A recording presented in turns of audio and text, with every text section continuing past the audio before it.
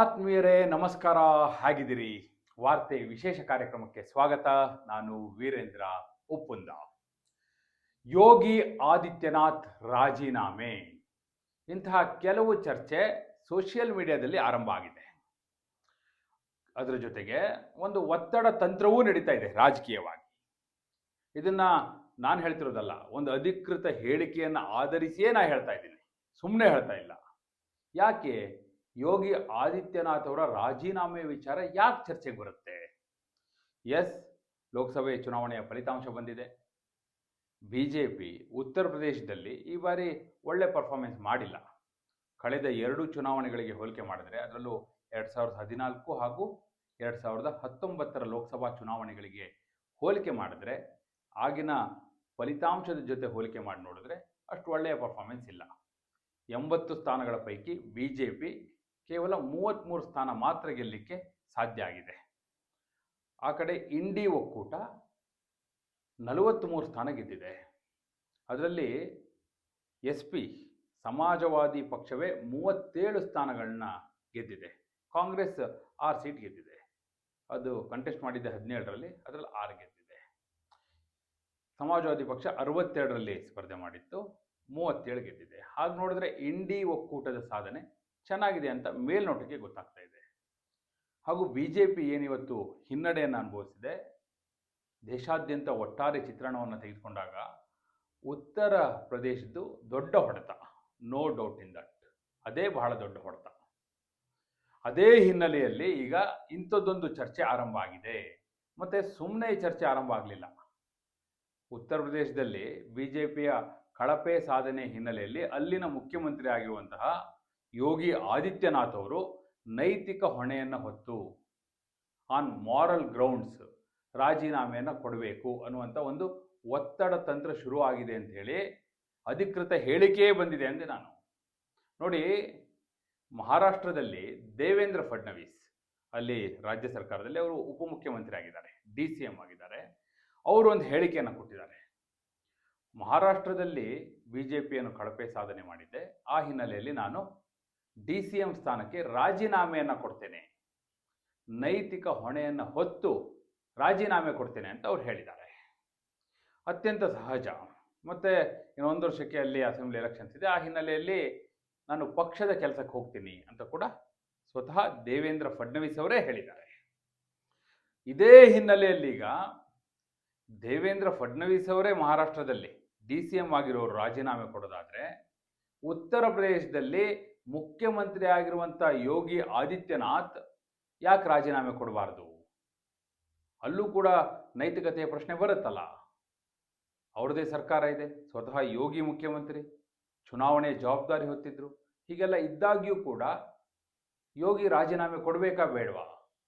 ಈ ಚರ್ಚೆಗೆ ಇಂಬು ಕೊಟ್ಟ ಮಾತು ಯಾವುದು ಅಂದರೆ, ಅದೇ ಮಹಾರಾಷ್ಟ್ರದಲ್ಲಿ ಶಿವಸೇನೆ, ಉದ್ಧವ್ ಠಾಕ್ರೆ ಅವರ ಬಣ ಏನಿದೆ ಅದರ ವಕ್ತಾರರಾಗಿರುವಂತಹ ಸಂಜಯ್ ರಾವುತ್ ಒಂದು ಹೇಳಿಕೆಯನ್ನು ಕೊಟ್ಟಿದ್ದಾರೆ. ಅವರು ಯೋಗಿ ಕಡೆನೇ ಗುರಿ ಮಾಡ್ಕೊಂಡು ಹೇಳಿಕೆಯನ್ನು ಕೊಟ್ಟಿರೋದು. ಅಂದರೆ ಬಿಜೆಪಿಯಲ್ಲಿ ಆಂತರಿಕವಾಗಿ ಒಂದು ಶೀತಲ ಸಮರ ನಡೀತಾ ಇದೆ ಅನ್ನುವ ಅರ್ಥದಲ್ಲಿ ಅವರು ಹೇಳಿಕೆಯನ್ನು ಕೊಟ್ಟಿದ್ದಾರೆ. ದೇವೇಂದ್ರ ಫಡ್ನವೀಸ್ ರಾಜೀನಾಮೆ ಹೇಳಿಕೆಯ ಹಿಂದೆ ಅವರ ನಿಜವಾದ ಗುರಿ, ಬಿಜೆಪಿಯ ನಿಜವಾದ ಗುರಿ ಯೋಗಿ ಆದಿತ್ಯನಾಥ್ ಅಂತ ಹೇಳಿದ್ದಾರೆ ಅವರು. ಹೇಗೆ ಅಂದರೆ ನೋಡಿ, ದೇವೇಂದ್ರ ಫಡ್ನವೀಸೇ ರಾಜೀನಾಮೆ ಕೊಡ್ತಾರೆ ಅಂದಮೇಲೆ ಯೋಗಿ ಆದಿತ್ಯನಾಥ್ ಕೊಡಬೇಕಾಗುತ್ತಲ್ವಾ ನೈತಿಕ ಹೊಣೆ ಹೊತ್ತು. ಅದಕ್ಕೋಸ್ಕರ ದೇವೇಂದ್ರ ಫಡ್ನವೀಸ್ ಬಾಯಲ್ಲಿ ಈ ಹೇಳಿಕೆಯನ್ನು ಹೇಳಿಸಲಾಗಿದೆ. ಆ ಮೂಲಕ ಯೋಗಿ ಆದಿತ್ಯನಾಥ್ ಅವರ ರಾಜೀನಾಮೆಗೆ ಒತ್ತಡವನ್ನು ಹೇರಲಾಗ್ತಿದೆ. ಇದೊಂದು ಒತ್ತಡ ತಂತ್ರ ಅನ್ನುವಂಥ ಹೇಳಿಕೆಯನ್ನು ಸಂಜಯ್ ರಾವುತ್ ಕೊಟ್ಟಿದ್ದಾರೆ. ನೋಡಿ, ಸಹಜವಾಗಿ ಈ ಚರ್ಚೆ ಬರುತ್ತೆ ಇದು. ಯಾಕಂದರೆ ಇಂತಹ ಕಳಪೆ ಸಾಧನೆ ಆದಾಗ ಅಲ್ಲಿನ ಮುಖ್ಯಮಂತ್ರಿಗಳು ನೇರವಾಗಿ ಹೊಣೆಗಾರರಾಗೋದು ನಿಜವೇ. ಆದರೆ ಇಲ್ಲಿ ಮತ್ತಷ್ಟು ಪುಷ್ಟಿಯಾಗಿ ಸಿಗ್ತಾ ಇದೆ ಅಂದರೆ ಯೋಗಿ ಆದಿತ್ಯನಾಥ್ ಅವರ ರಾಜೀನಾಮೆ ವಿಚಾರಕ್ಕೆ ಹಲವು ರಾಜಕೀಯ ಪಂಡಿತರು, ಉತ್ತರ ಪ್ರದೇಶದ ರಾಜಕೀಯ ಪಂಡಿತರು ಎಲ್ಲೆಲ್ಲಿ ಸೋಲಾಗಿದೆ ಅನ್ನೋದನ್ನು ಕ್ಷೇತ್ರವಾರು ವಿಶ್ಲೇಷಣೆ ಮಾಡಿದ್ದಾರೆ. ನಾನು ಅದನ್ನು ಅಬ್ಸರ್ವ್ ಮಾಡ್ತಾ ಇದ್ದೆ. ಆ ಸಂದರ್ಭದಲ್ಲಿ ಅಲ್ಲಿ ಒತ್ತಿ ಹೇಳಿದ್ದೇನೆಂದರೆ, ಪೂರ್ವ ಉತ್ತರ ಪ್ರದೇಶದ ಭಾಗದಲ್ಲಿ ಎಲ್ಲಿ ಯೋಗಿ ಆದಿತ್ಯನಾಥ್ ಅವರು ಹೆಚ್ಚು ಮಾಸ್ ಪುಲ್ಲರ್ ಅಂತ ಅನ್ಸ್ಕೊಂಡಿದ್ದಾರೋ, ಹೆಚ್ಚು ಜನಪ್ರಿಯ ಅಂತ ಅನ್ಸ್ಕೊಂಡಿದ್ದಾರೋ ಗೋರಖ್ಪುರ್, ಈಗ ಅಯೋಧ್ಯೆ ಎಲ್ಲಿ ರಾಮ ಮಂದಿರ ಆಗಿದೆಯಲ್ಲ, ಫೈಜ್ನಾಬಾದ್ ಅಂತಾರೆ, ಅಯೋಧ್ಯೆ ಆ ಭಾಗಗಳು ಬರುವಂತಹ ಉತ್ತರ ಪ್ರದೇಶದ ಪೂರ್ವ ಭಾಗ, ಅಲ್ಲೇ ಬಿ ಜೆ ಪಿ ಅತಿ ಹೆಚ್ಚು ಸೀಟ್ಗಳನ್ನ ಕಳ್ಕೊಂಡಿದೆ, ಅಲ್ಲೇ ಸೋತಿದೆ. ಹೀಗಾಗಿ ಇದು ನೇರವಾಗಿ ಯೋಗಿ ಆದಿತ್ಯನಾಥ್ ಅವರ ಹೊಣೆಗಾರಿಕೆ ಅನ್ನುವಂಥ ಚರ್ಚೆ ಕೂಡ ಆರಂಭ ಆಗಿದೆ. ಅದೇ ಕಾರಣಕ್ಕಾಗಿ ಯೋಗಿ ಆದಿತ್ಯನಾಥ್ ಅವರ ರಾಜೀನಾಮೆಯ ವಿಚಾರ ಮುನ್ನೆಲೆಗೆ ಬಂದಿರುವಂಥದ್ದು. ಇದನ್ನು ಸಹಜವಾಗಿ ಈಗ ಸಂಜಯ್ ರಾವತ್ ಅಂತವರು, ಕಾಂಗ್ರೆಸ್ನ ಕೆಲವು ನಾಯಕರು ಇದನ್ನೊಂದು ಅಸ್ತ್ರವಾಗಿ ಬಳಸ್ಕೋತಾರೆ. No doubt in that. ಅವ್ರು ಹೇಗಾದರೂ ಮಾಡಿ ಈಗ ಬಿ ಜೆ ಪಿಯಲ್ಲಿ ಒಂದು ಆಂತರಿಕ ಯುದ್ಧ ನಡೀತಾ ಇದೆ ಅನ್ನುವಂಥ ಸಂದೇಶ ಕೊಡುವಂಥ ಪ್ರಯತ್ನವನ್ನು ಸಹಜವಾಗಿ ಮಾಡ್ತಾರೆ. ಆದರೆ ನಿಜಕ್ಕೂ ಯೋಗಿ ಆದಿತ್ಯನಾಥ್ ಒಬ್ಬರೇ ಹೊಣೆಗಾರರ? ಯಾಕಂದರೆ ಯೋಗಿ ಆದಿತ್ಯನಾಥ್ ಅವರು ಮುಖ್ಯಮಂತ್ರಿ ಆಗಿರಬಹುದು, ಆದರೆ ನೀವು ನೆನ್ಪು ಮಾಡ್ಕೊಳ್ಳಿ, 2014ರಲ್ಲಿ 2019ರಲ್ಲಿ ಕ್ಲೀನ್ ಸ್ವೀಪ್ ಅನ್ನೋ ರೀತಿಯಲ್ಲಿ ಗೆದ್ಕೊಂಡ್ಬಂದ್ರಲ್ಲ, ಬಹಳ ದೊಡ್ಡ ಗೆಲುವು. ಆಗ ಬರೀ ಯೋಗಿ ಆದಿತ್ಯನಾಥ್ ಅವರಿಗೆ ಮಾತ್ರ ಕ್ರೆಡಿಟನ್ನು ಕೊಡಲಿಲ್ಲ. ಆಗ ಅಮಿತ್ ಶಾ ಕ್ರೆಡಿಟ್ ತೆಗೆದುಕೊಂಡಿದ್ರು, ಮೋದಿ ಅವರಿಗೆ ಕ್ರೆಡಿಟನ್ನು ಕೊಡಲಾಗಿತ್ತು. ಯಾಕಂದರೆ ಸ್ವತಃ ಮೋದಿ ಉತ್ತರ ಪ್ರದೇಶದ ವಾರಣಾಸಿಯನ್ನು ಪ್ರತಿನಿಧಿಸ್ತಾರೆ. ಹೀಗಾಗಿ ಸಹಜವಾಗಿ ಆಗ ಯಾವಾಗ ಗೆದ್ದಾಗ ಅವರಿಗೆ ಆ ಕ್ರೆಡಿಟ್ ಸಿಕ್ತಲ್ವಾ, ಬರೀ ಯೋಗಿ ಆದಿತ್ಯನಾಥ್ ಒಬ್ಬರಿಗೆ ಕೊಡಲಿಲ್ಲ ಕ್ರೆಡಿಟ್ನ. ಹೀಗಿರುವಾಗ ಸೋತಾಗ ಬರೀ ಯೋಗಿ ಆದಿತ್ಯನಾಥ್ ಮಾತ್ರ ಯಾಕೆ ಹೊಣೆಗಾರರಾಗಬೇಕು? ಈ ಚರ್ಚೆಯೂ ಆರಂಭ ಆಗಿದೆ. ಅತ್ಯಂತ ಸಹಜವಾಗಿ ಈ ಚರ್ಚೆ ನಡೀತಾ ಇದೆ.